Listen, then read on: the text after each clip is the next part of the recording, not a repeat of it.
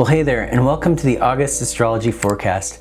Today I'm going to share some tips for navigating the major aspects this month from a coaching and personal growth mindset. I'm also going to share some dates for timing important actions. Check out the blog post that goes along with this at astrologyuniversity.com for a full list of the major aspects and dates. All right, with that, let's get started. On September 2nd, Pluto went back into Capricorn for the last time before it finally settles into Aquarius on November 19th.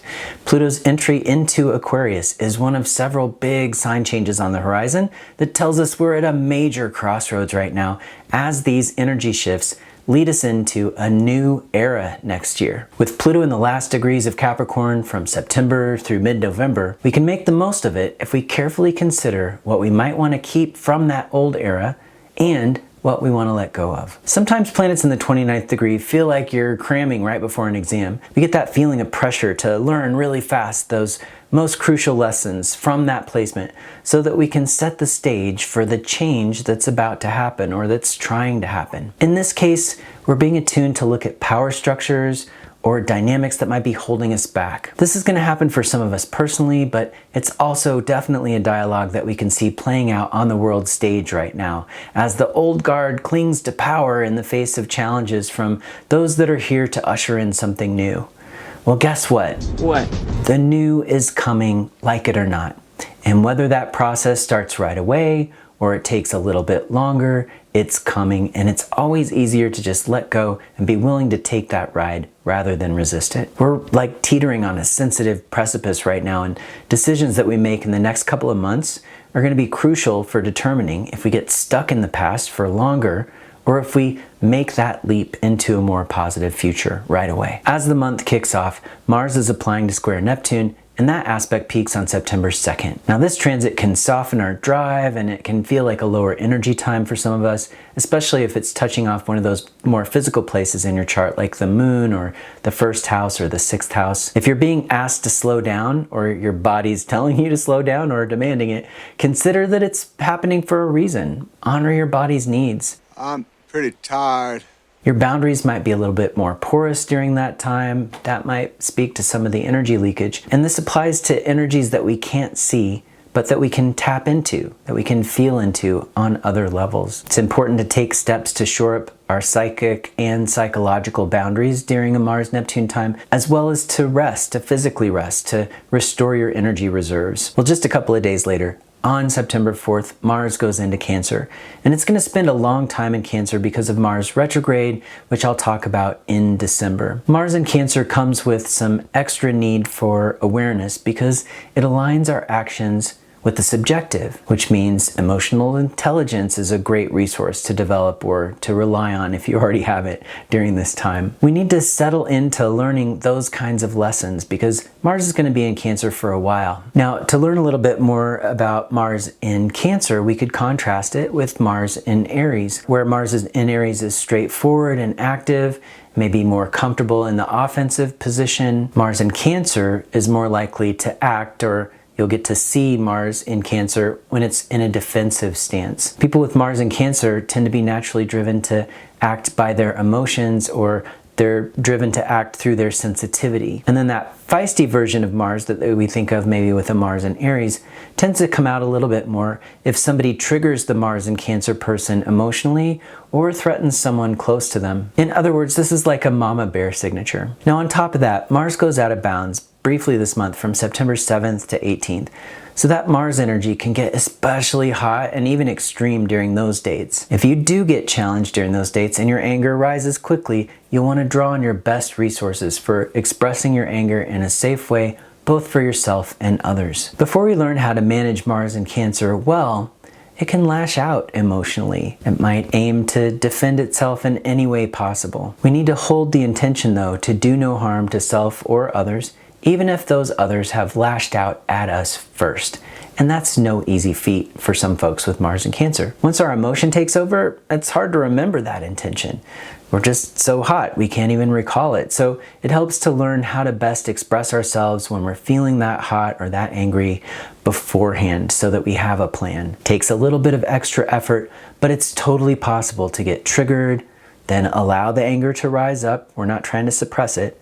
And then express the anger in a safe way rather than a vindictive or a hurtful way. And that's just better for everybody involved. Wow.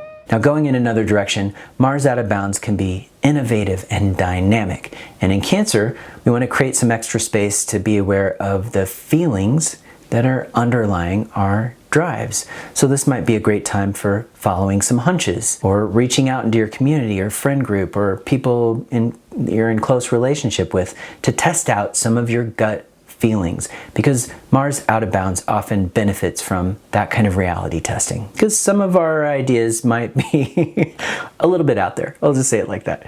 In the background, Mars is going to be making a contraparallel to Pluto at the beginning of the month and then again on September 21st. So that underlying dynamic tells us to be aware of our instinctual side on an even deeper level. This is a time to pay a little more attention to those drives that we might describe as being a part of our reptilian brain, and also the power dynamics in our lives. We might reflect on questions like, how do I express my power? You might ask yourself if you're noticing that you're feeling powerless, or that someone or something in your life is in a more dominating position over you in an unhealthy way. And if that's the case, that awareness is a signal.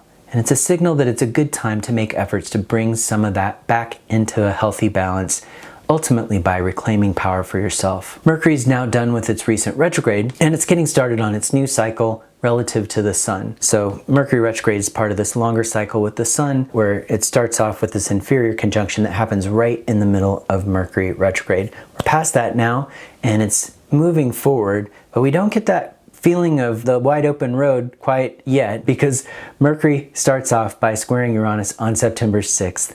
So we might need to respond to some disruptive energy coming in order to stay on our feet mentally. By September 17th, Mercury will be in range of the opposition to Saturn, and it's going to be widely squaring Jupiter at the same time. That T-square suggests some friction between the part of us that wants to grow and some realistic concerns that might be asking us to dial things back a bit or keep things in check. Meanwhile, our ability to analyze and discern what's wrong, those things that might be getting in the way of our progress, that's going to be a really important function and a really important piece to solving the puzzle at hand, so discernment. Ultimately, that pressure is on Jupiter to adapt to the messages it's receiving from Mercury and Saturn, probably messages that it doesn't want to hear, so that growth can happen more realistically and efficiently. By the end of the month, around September 25th, it might feel like Mercury's retrograde again, but that's just Mercury in aspect to Neptune. Mercury is going to be contraparallel,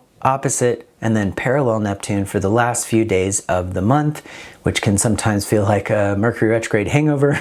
And that's inviting us to tune into the non-rational and intuitive side of life so that we can pick up some important messages coming from that zone. If it feels like things aren't making sense right around then, how about stop trying to figure it out for a minute and open up to the energetic or symbolic world, because that's where the magic is trying to happen. The moon's out of bounds this month in Sagittarius and Capricorn from September 10th to 14th, and then in Gemini and Cancer from September 23rd to 28th. These moon out of bounds dates that are happening every month right now are great times to pay attention to our autopilot responses. We can get a little off kilter on these out of bounds moon days, so these periods can help us get to know where our emotional extremes are so that we can learn how to ride those lunar waves skillfully. Now, this is especially true for those of you who have your natal moon in one of those 4 signs or maybe an aspect to them. Now, if that's you, you have the chance to carefully observe this cycle every month right now.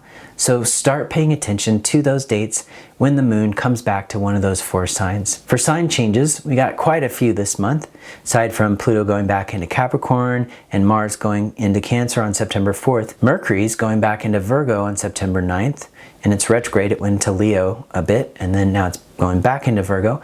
Venus is going into Scorpio on September 22nd, and Mercury's going back into Libra September 26th. Venus is going to be in Libra most of the month though, and that's going to give us the opportunity to enhance our collaborations. With Venus in Libra, we have resources available to learn something about diplomacy right up until about September 22nd when Venus moves into Scorpio, and then we have a little shift as our spidey senses become more important in our relations with others. And as Mercury enters Virgo, while it is direct this month, some skillful analysis could be just the right tool for improving things. Other major aspect patterns this month include a grand trine in Earth around September 18th to 21st between the Sun, Pluto, and Uranus.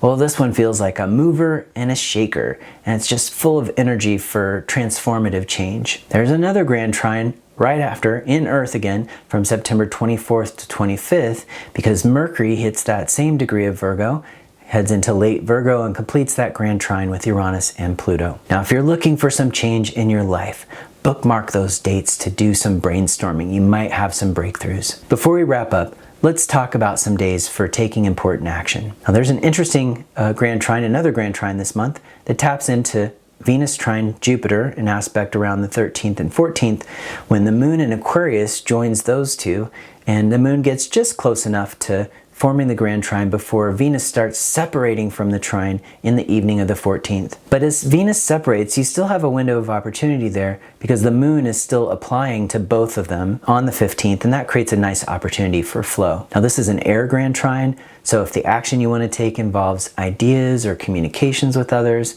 that could be some great energy to tap into. But keep in mind that the last aspect of the moon is a square to Uranus, and electional astrologers will normally caution us to avoid that day because of that square. But my thought is that if your action also has the intention to shake things up or disrupt the status quo, maybe it's still a great day for that kind of action. For a little more free flow and a nice last aspect of the moon, maybe you want to head for the moon in Taurus on September 21st or the moon in Virgo on September 29th. Those are both days in the waning moon cycle though, so they might be more appropriate for actions that are wrapping something up rather than starting something new. Now, during the waxing moon, which is usually better for new things that you want to grow, the best days might be that grand trine I mentioned earlier with the moon in Aquarius, if you're comfortable with that last aspect. But if you want to stick to a kind of traditional good final aspect, maybe you want to look at September 12th and 13th. Just keep in mind that the moon is out of bounds in Capricorn on those days, so wait until it clears the opposition with Mars in Cancer first, and then choose a chart with the moon trine the sun on the 13th and Venus applying to trine Jupiter, and maybe choose a chart that's emphasizing Venus or Jupiter. Well, that takes us to the end of this month's forecast. Check out our calendar of events at Astrology University for upcoming webinars like Planets in Exaltation with the amazing Kelly Surtees, and maybe I'll get to see some of you in person at our very first mini conference here in Colorado in Longmont. It's sold out in 2 weeks, but we do have a live stream for those of you who want to join us online or watch the recordings, so visit our website for those details. Well, I hope you're able to make good use of the planetary energies this month, and until next time, take good care.